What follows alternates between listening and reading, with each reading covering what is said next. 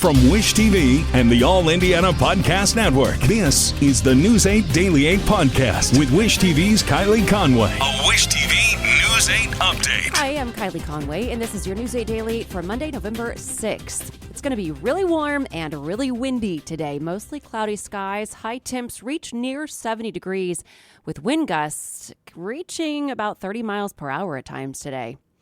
Secretary of State Antony Blinkin is meeting with top leaders in Turkey as the war between Israel and Hamas escalates. Blinken met with the Turkish foreign minister already. The White House says he'll now underscore the importance of protecting civilian lives in Israel and Gaza. Israel announced overnight that it has Gaza surrounded and that troops are prepared to enter Gaza City today or tomorrow to fight street by street. Humanitarian agencies say that they've lost contact with aid workers in a communications blackout. Israel has so far rejected pleas from the U.S. to pause fighting to deliver aid to Palestinians. During his comments in Iraq, Blinken again called for such a timeout. I think everyone would welcome humanitarian pauses. There's no doubt about that. There are obviously different views, including on the question of the ceasefire. But there's no doubt from my conversations with all of our colleagues who were in Amman yesterday that everyone would welcome the humanitarian pause because, again, it can advance things that we're all trying to accomplish. More than 450 trucks carrying food, water, and medicine have entered Gaza from Egypt since last month. Aid workers say that's not enough to meet mounting needs. Palestinian officials say the drone strikes killed at least 53 people and damaged a hospital. Israel claims Hamas was using hospitals for military purposes and cover. The Palestinian Minister of Health says more than 9,700 people in Gaza have died so far in the war. A woman faces charges after confessing to a crash targeting the Indianapolis Jewish Community. IMPD arrested Ruba Almagtha late Friday night. Police say she drove into a building on Keystone near 35th Street, told officers she thought that it was an Israel school, and she did it on purpose. No one was hurt. IMPD says Almagtha referenced her people in Palestine and that she couldn't breathe anymore. The Jewish Community Relations Council says the building belongs to a sect of the Black Hebrew Israelites. The council wrote in a statement, "Safety and security for our community is of the utmost importance, and we are more secure and prepared than ever before," although a Jewish facility was not targeted solely due to ironic misidentification. This is yet another reminder to maintain security protocols, remain vigilant of suspicious activity, and to report promptly to the appropriate authorities. 3 people are dead, including a teenager, after a deadly weekend in Indianapolis. The most recent happened last night on Railhead Court in a neighborhood near 75th and Hague. Investigators think 2 men were shot there. One arrived at the hospital and died. Police say someone drove the other victim to the hospital where he's in critical condition. Investigators do believe both men knew each other. IMPD says that officers detained several people and found several firearms. Police say a West Side shootout left a teenage boy dead and 2 men wounded. It happened early yesterday morning. The scene is Edwin Court, a neighborhood street that backs up to Turn 3 of the Indianapolis Motor Speedway. IMPD says some kind of fight between 2 groups led to gunfire. Police haven't released the name or age of the teenager who died. They say the other victims are stable. No word yet of any arrests. And just before the West Side shooting, gunfire on the South Side left a man dead and 4 other people in the hospital. The gunfire happened outside GZ Club on Madison Avenue. Investigators say some kind of argument inside the club spilled out into the parking lot.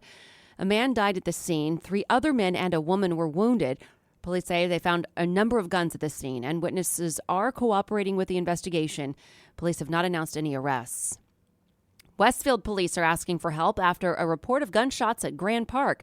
A post from the department says the gunfire happened just before 6:30 last evening at the Pacers Athletic Center. No one is hurt. Police say they do not think there's an active threat to the community. A woman is hurt in a strange crash near Kokomo. Authorities say an airplane collided with a golf cart. According to the Howard County Sheriff, the woman was in the golf cart near the runway of Glendale Airport videotaping an experimental aircraft. Deputies say the aircraft was coming in for a landing, drifted, and hit the cart. A helicopter flew the woman to the hospital. No update yet on her condition. The sheriff's department says the pilot is not hurt. A longtime local judge has died. The Marion Superior Court says Judge Shatrice Flowers has passed away. She presided over the Marion Superior Court 28. She started her work for the Superior Court in 2005, serving as a master commissioner, and was elected to the bench in 2014. The court says she will be greatly missed by her staff and colleagues. Bus rides are free in Indianapolis tomorrow to make sure everyone can get to the polls. Officials with Indigo say it's an effort to help everyone exercise their right to vote and perform their civic duty. Fares will be free on both fixed routes and the Indigo Access services, helping Hoosiers get to the polls. And the Colts will head to Europe with a bit of momentum after a road win against the Panthers. The Colts broke a 3-game losing streak by beating former head coach Frank Reich. Kenny Moore stole the show with 2 pick sixes in Charlotte, intercepting Bryce Young both times. Final score 27-13 Colts. Sports director Anthony Calhoun traveled to North Carolina with the team, and he has more on the team's reaction. The Colts came to Charlotte in desperate need of a win, and boy, they get it done in a mighty way. It was a total team effort today against the Panthers. The offense, the defense, the special teams delivered today against their former head coach for the Colts, Frank Reich, and the Panthers. And with the win, how about this? The Colts improved to an impressive 3-1 on the road this season. Today was a day that Kenny made splash plays, and as an offense, we made the plays that we needed to make. Of course, a lot of things we can clean up, but whenever you go on the road, a hostile environment, you got to be road warriors. You got to be a band of brothers, and it's going to take offense, defense, and special teams. So I think that's what we did today. It was a 3-phase win today. Kenny Moore won the game today, 14-13, really, if you look at it. But, at the end of the day, we kind of knew what we had to do. Our defense was playing really, really well. Like I said, Kenny Moore scored 14. Taking care of the ball was huge. We're undefeated this year when we take care of the ball.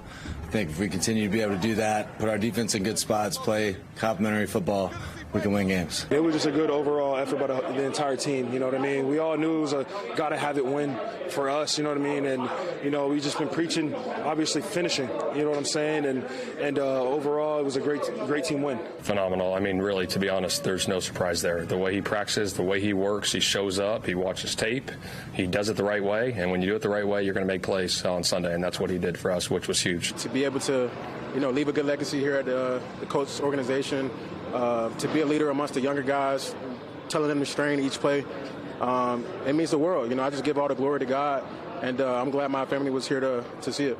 Hey, Kenny Moore had the fans in the stands here today frustrated all day after what he did to their rookie quarterback and Bryce Young. And how about this? Kenny Moore becomes the first Colts player in franchise history to have 2 pick sixes in a single game. Wow, what an impressive performance by the Colts Pro Bowler, Kenny Moore. With the Colts on the road, Anthony Calhoun, Wish TV, wishtv.com, and be sure to follow us on Facebook. NASCAR has a new champion. Ryan Blaney won his first Cup Sunday, finishing first by finishing second. In the finale, the whole field was gunning for a race victory, but only 4 drivers, the championship 4, had a shot at the season crown. Blaney, Kyle Larson, William Byron, and Christopher Bell. Bell hit the wall on lap 108. The other 3 contenders were all still running near the front at the end, and Blaney sealed the title by finishing right behind race winner Ross Chastain. Chastain is the first driver in a decade to win the season finale while not in the running for the championship.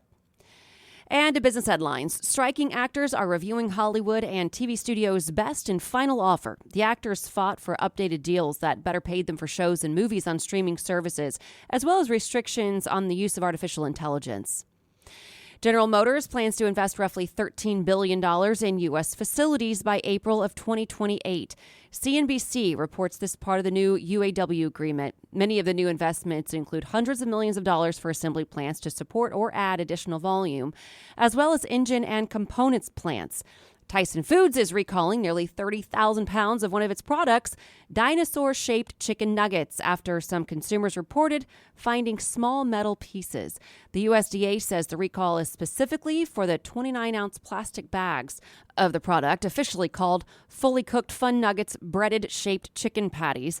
They were shipped across the U.S. to distributors in Alabama, California, Illinois, Kentucky, Michigan, Ohio, Tennessee, Virginia, and Wisconsin. Stagnant demand at fuel stations combined with decreased oil prices has caused a slow drop in gas prices. It's according to the latest report from AAA. Nationwide gas prices fell on average by 9 cents to $3.44 a gallon for the week ending in November 2nd. The national average is 37 cents less than a month ago. AAA says the current average in Indianapolis is $3.25 a gallon. A month ago, it was $3.52. This has been your News 8 Daily 8 for Wish TV. I'm Kylie Conway, online at wishtv.com. And like us on Facebook when you search Wish TV. This is the News 8 Daily 8 podcast with Wish TV's Kylie Conway. A Wish TV News 8 update on demand. For even more, on demand and on the go. Connect with Wish TV on Facebook at wishtv.com and on the free Wish TV mobile app. Thank you for listening. And be sure to like, subscribe, and follow this podcast for updates every weekday morning on the All Indiana Podcast Network and wherever you get your podcast.